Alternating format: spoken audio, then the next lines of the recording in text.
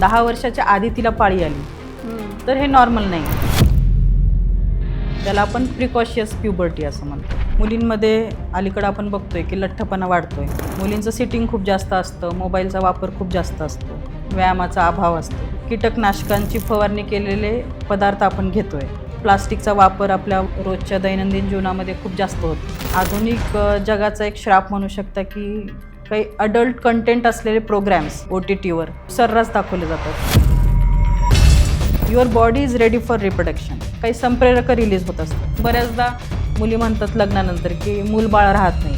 ती कारणं खूप आधीपासून सुरू झालेली असतात त्याची. एंडोमेट्रिओसिस अशी नावाची एक कंडिशन आहे की ज्याच्यामध्ये पण पिरियड दरम्यान खूप जास्त पेन असतं. पाळी अनियमित येते, वजन वाढत आहेत, पिंपल्स, हेअरफॉल, मानेवर चट्टे येत आहेत, ओठांवर केस वाढत आहेत, चेहऱ्यावर लव खूप जास्त असते. मी तुम्हाला म्हणेल की लवकर तुमचं लाईफस्टाईल चेंजेस सुरू करा तुम्ही. की जेव्हा एखादी मुलगी जन्माला येते हे जे बदल होतात तिच्यामध्ये, किशोरवय, पोगांडावस्था, तारुण्य, वयोवृद्ध होणं, तर ह्याच्यामध्ये सगळे चेंजेस होतात आणि हे खूप रंजक चेंजेस असतात सगळे. आणि ह्याच चेंजेसमधला एक भाग म्हणजे पाळी आहे.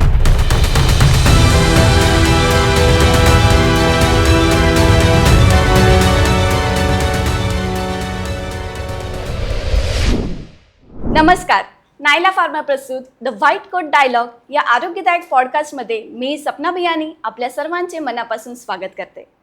आजचा हा विशेष कार्यक्रम खास महिलांसाठी आहे. महिला बऱ्याचदा आपल्या हेल्थकडे दुर्लक्ष करतात, पण काही गोष्टी जर वेळेवर लक्ष दिले तर आपण आपलं आयुष्य सुंदर बनवू शकतो. या व्हिडिओमध्ये आपण जाणून घेऊया मासिक पाळीविषयी. महिलांनी, मुलींनी घ्यावयाची काळजी, त्याचबरोबर समाजामध्ये असलेले समज, गैरसमज याविषयी आपण सविस्तर चर्चा करूया. आज आपल्यासोबत आहेत सह्याद्री हॉस्पिटल उदगीर येथील सुप्रसिद्ध स्त्रीरोगतज्ञ डॉक्टर प्रियंका राठोड मॅडम. नमस्कार मॅडम. नमस्ते. तर मी विचारू इच्छिते, मासिक पाळी म्हणजे काय आणि त्याचं चक्र कसं असतो? हे बघा, मासिक पाळी ही आपल्या शरीरामध्ये होणारी एक नैसर्गिक बदल आहे. मी म्हणेल एक मुलीचा, एक तरुणीपर्यंत होणारा रंजक असा एक प्रवास आहे आणि त्या प्रवासाचा एक भाग आहे.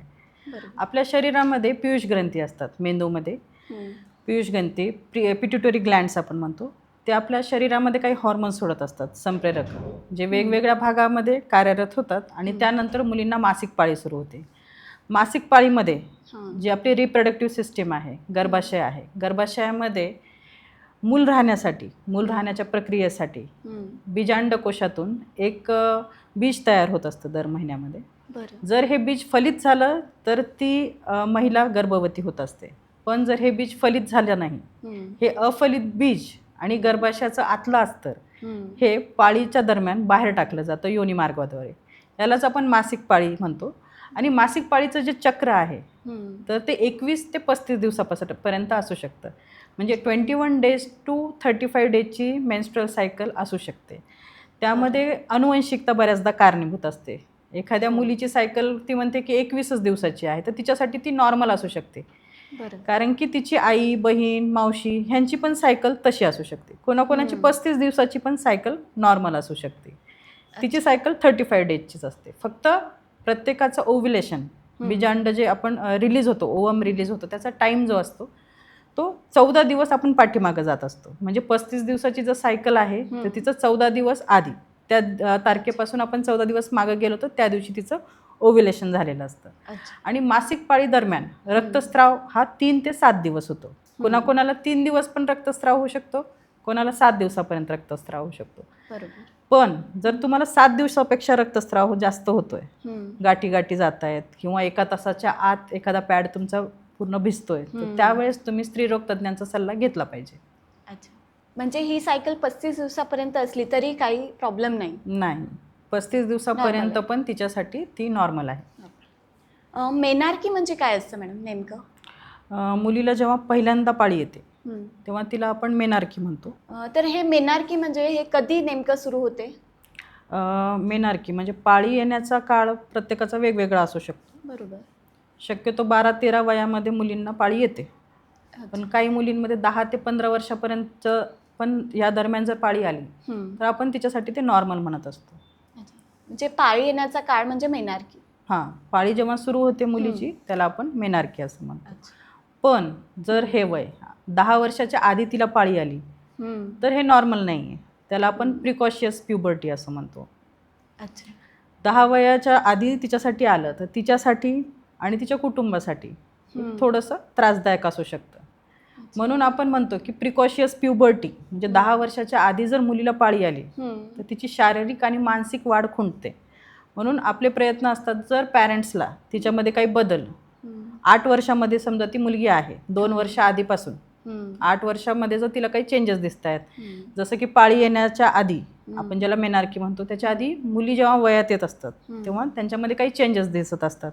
उंची वाढतीये, वजन वाढतेय, कंबर थोडी मोठी होतीये, स्तनाचा भाग वाढतोय, काखेमध्ये केस येत आहेत, जनेंद्रियावर केस येतात.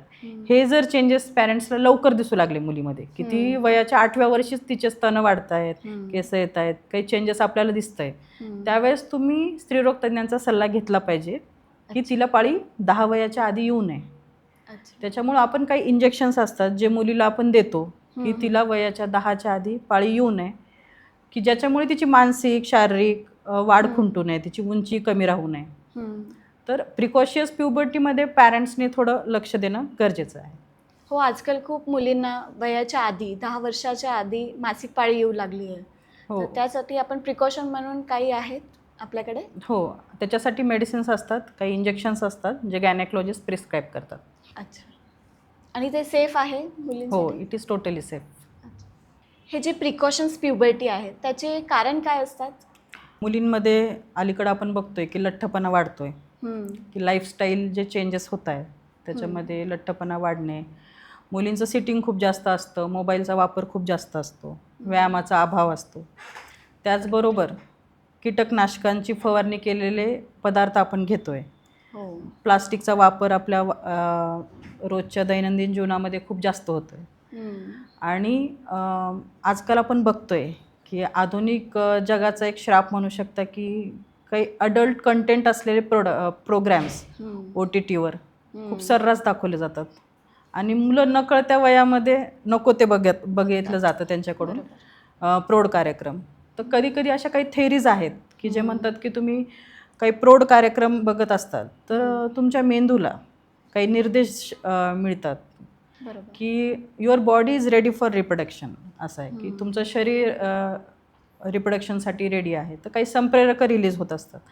तर मी पॅरेंट्सला असं म्हणेल की आपले मुलं जेव्हा मोबाईल वापरत आहेत, काही नेटफ्लिक्स बघतायत, OTTचे काही कार्यक्रम बघतायत, तर त्याचं कंटेंट काय ह्याकडे आपण लक्ष द्यावं की त्यांच्या वयाला साजेसं कंटेंट ते बघतायत का, की काही त्यांचे चुकीचं बघण्यात येत असेल तर आपण त्यांना रेस्ट्रिक्ट करावं वेळेतच. बरोबर. हे सोशल मीडियामुळे थोडंसं वाढलेलं आहे. सोशल मीडिया, लाईफस्टाईल चेंजेस हे सगळं प्रिकॉशियस प्युबर्टीला कुठंतरी जबाबदार आहे.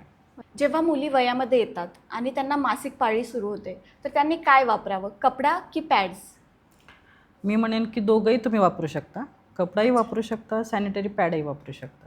फक्त असं आहे की जेव्हा तुम्ही कपडा वापरताय तेव्हा तो कपडा सुती कपडा असावा आणि वापरल्यानंतर तुम्ही तो वेळेत बदलायला पाहिजे. 4 ते 6 तासामध्ये बदलणं अपेक्षित आहे आणि तो धुवून प्रखर सूर्यप्रकाशामध्ये वाळवायला पाहिजे. आणि एकदा तुम्ही तो कपडा 2-3 वेळेस वापरला की त्यानंतर तो वापरायला नको, तो फेकून दिला पाहिजे. पण जर तुमच्याकडं सॅनिटरी पॅड हे ऑप्शन नसेल तरच तुम्ही कपडा वापरावा. जर सॅनिटरी पॅड हे बेस्टच आहे नक्कीच. फर्स्ट प्रेफरन्स पॅडसाठी आहे, जर ते नसेल तर कपडा. जर तुम्ही कुठे इमर्जन्सी आहे, ग्रामीण भागामध्ये आहात, तुम्हाला पॅड अवेलेबल नाही झाला त्यावेळेस तुम्ही सुती कपडाही वापरू शकता. अच्छा. आत्ताच्या काळात सॅनिटरी पॅड यूज करतात, पण त्याला अल्टरनेटिव्ह अजून काही प्रोडक्ट्स आहेत का जे हेल्दी आहेत? आता मेन्स्ट्रुअल कप्स निघालेत मॅडम. मेन्स्ट्रुअल कप्स पण आहेत, टॅम्पून्स पण आहेत जे तुम्ही वापरू शकता आणि ते सेफ आहेत. मेन्स्ट्रुअल कप्स जे आहेत ते तुम्ही रिपीटेडली तुम्हाला ते चेंज करायची गरज पडत नाही. ते तुम्ही जास्त काळासाठी जर तुम्हाला बसायचं आहे की तुम्हाला कुठे तुम्ही ट्रॅव्हल करतायत, पटकन तुम्हाला पॅड चेंज करण्याची तिथं सुविधा नाही आहे, तशा वेळेस तुम्ही मेन्स्ट्रुअल कप्स वापरू शकता. बरं. हां. किती वेळेसाठी वापरू शकता तो? म्हणजे मेन्स्ट्रुअल कप हा आपण 12 तासापर्यंत वापरू शकतो. अच्छा. आणि त्याच्यानंतर तो आपण रिकामा करून वॉश करून पुन्हा रियूज करू शकतो. अच्छा. हां. तर असं किती वेळा यूज करू शकतो तो? मेन्स्ट्रुअल कप आपण बरेच दिवस म्हणजे अनेक महिने यूज करू शकतो. तो सिलिकॉनचा असतो. अच्छा. हां, तुमचा खर्चही वाचतो त्याच्यामध्ये आणि ते यूज करणं पण सोपं आहे. तुम्ही एम्प्टी केलं, वॉश केलं आणि रियूज केलं. फक्त कप लावायचा कसा हां. हे तुम्हाला एकदा स्त्रीरोग तज्ज्ञांनी सांगितलं प्रॉपर की तुम्ही त्याच्यानंतर तुम्हाला कुठलाही प्रॉब्लेम येत नाही.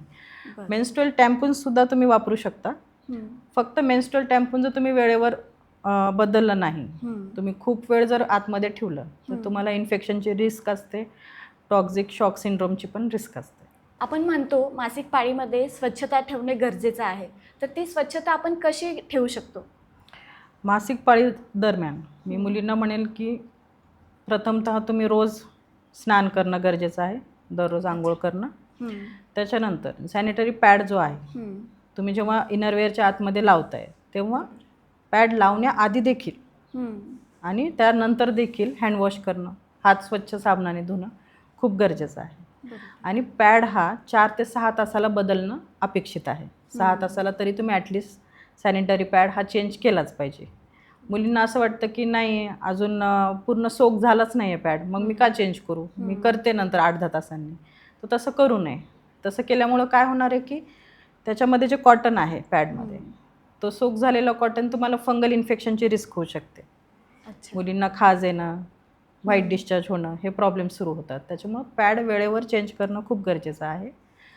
आणि तुम्ही जे इनरवेअर्स वापरता आहात ते कोरडे असले पाहिजे, त्याच्यामध्ये ओलसरपणा नसला पाहिजे. तुम्ही जर ओले इनरवेअर्स वापरत असताल तर त्यामुळे फंगल इन्फेक्शन, बऱ्याचदा मुलींना व्हाईट डिस्चार्जची कंप्लेंट असते. अगदी छोट्या छोट्या मुलींना देखील व्हाईट डिस्चार्जची कंप्लेंट असते. कॅन्डिडियल इन्फेक्शन्स असतात की त्यांना जांघेमध्ये खूप खाज होतं आहे, खूप जास्त इचिंग आहे मॅडम. तर तुम्ही जर स्वच्छता व्यवस्थित ठेवली तर तुम्हाला हे फंगल इन्फेक्शन, इचिंगचा प्रॉब्लेम तुम्हाला होणार नाही. आणि पॅड जेव्हा वापरून होतोय तेव्हा मी मुलींना सांगेन की पॅड तुम्ही कुठेही फेकू नका. तो व्यवस्थित एखाद्या जुन्या वर्तमानपत्रामध्ये गुंडाळून कचऱ्याच्या डब्यात टाका आणि ते उघड्यावर असं टाकू नका. कचऱ्याच्या डब्यात टाकतात त्यालाही झाका, कारण की त्याचा वास, जंतुसंसर्ग इतरांना त्रास होऊ नये. आजकाल कुठेही टाकतात ते.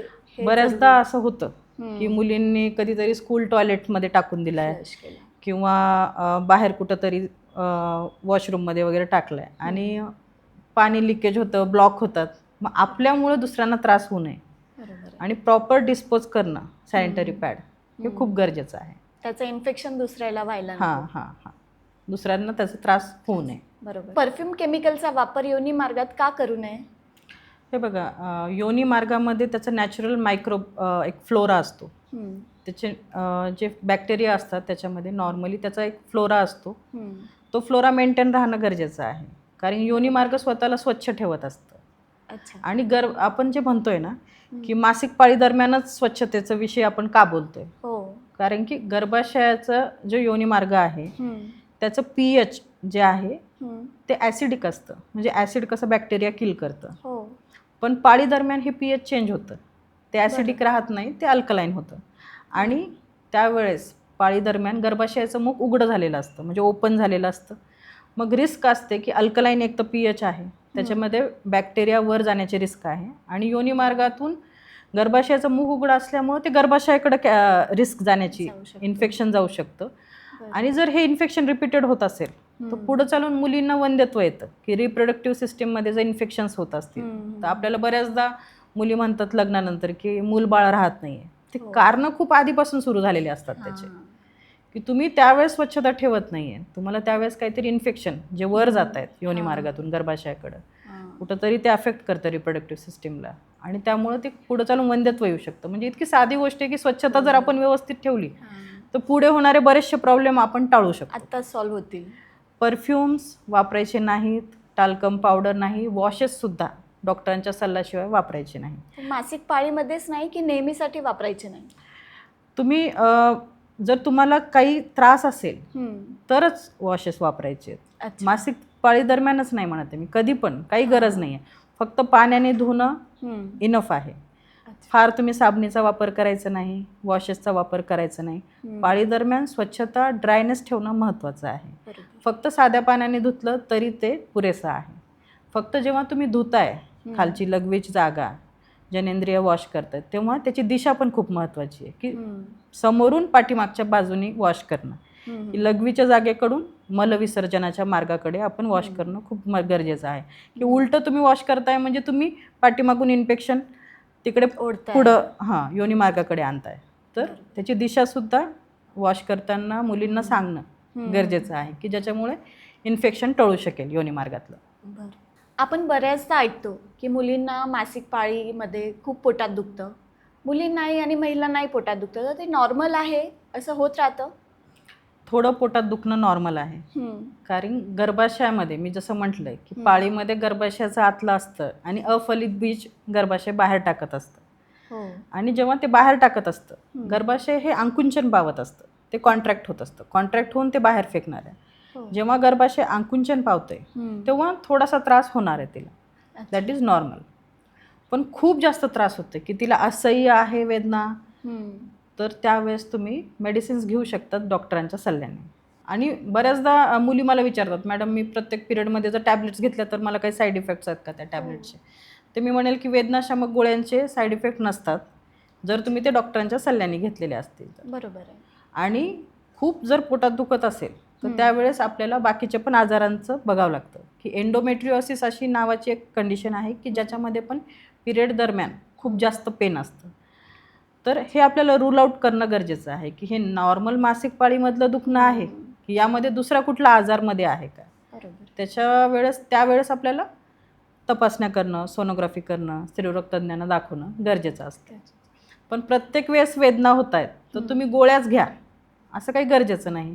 घरगुती पण आपल्याकडं उपाय असतात की तुम्ही पोटावर, ओटीपोटावर शेकू शकतात, पाठीला गरम पाण्याच्या बॉटलनी पण तुम्ही शेकू शकतात, आलं जिऱ्याचं पाणी तुम्ही पिऊ शकतात, कॉफी पिऊ शकतात.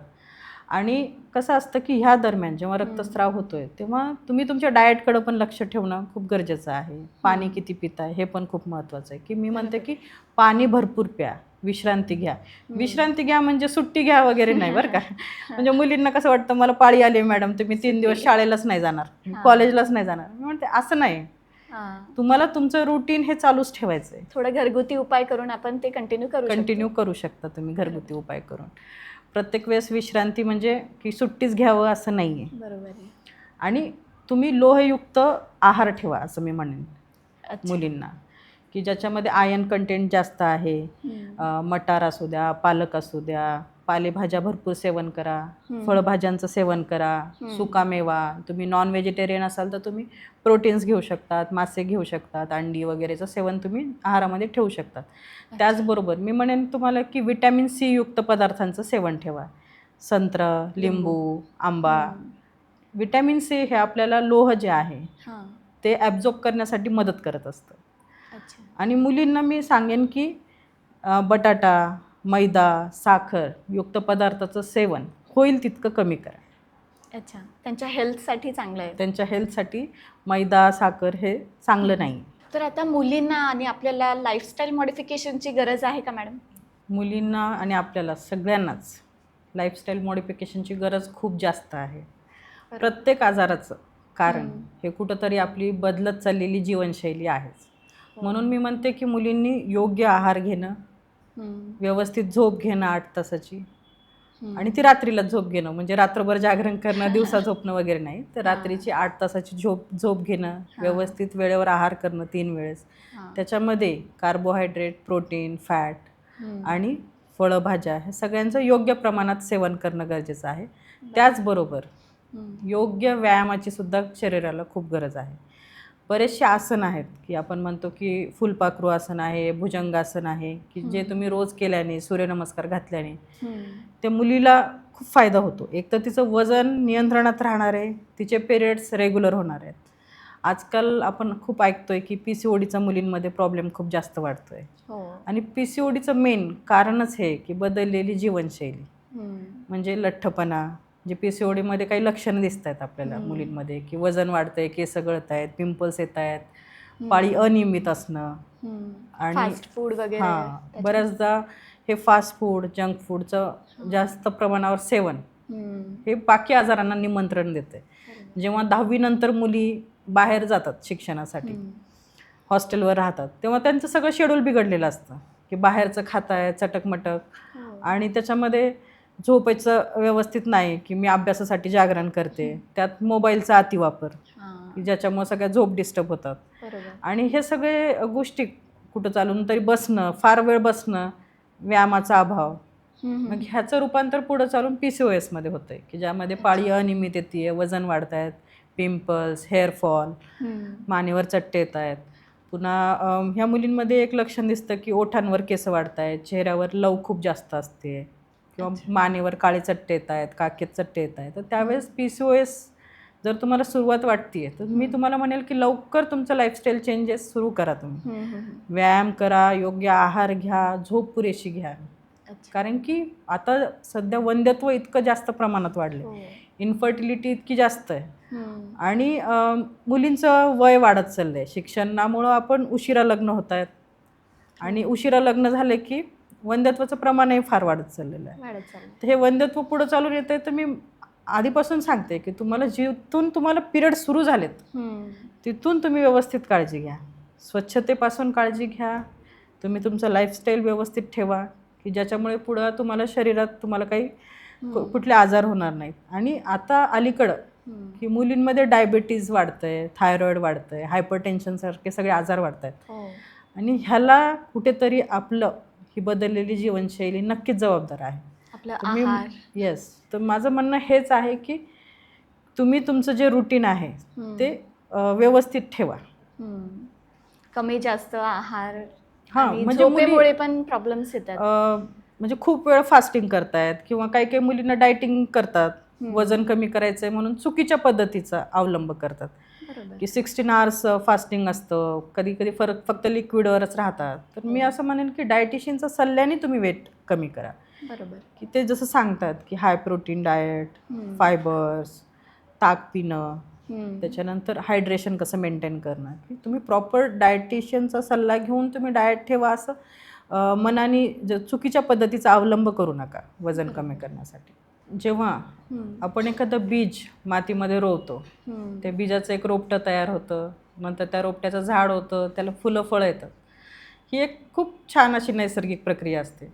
आणि तसंच मी म्हणेन की जेव्हा एखादी मुलगी जन्माला येते तेव्हा हे जे बदल होतात तिच्यामध्ये, किशोरवय, पोगांडावस्था, तारुण्य, वयोवृद्ध होणं, तर ह्याच्यामध्ये सगळे चेंजेस होतात आणि हे खूप रंजक चेंजेस असतात सगळे. आणि ह्याच चेंजेसमधला एक भाग म्हणजे पाळी आहे, मासिक पाळी. आणि ती एक अतिशय नैसर्गिक प्रक्रिया आहे. त्याच्यामुळे जेव्हा मला मुली म्हणतात ना की मॅडम मला पिरियड आले, मला खूप टेन्शन येतं, आणि एक मुलगी तर मला म्हणायची की मॅडम मला प्रॉब्लेम आला आहे. मी म्हणायची प्रॉब्लेम काय असतो, तर ती म्हणायची की ती पिरियडला प्रॉब्लेम म्हणायची.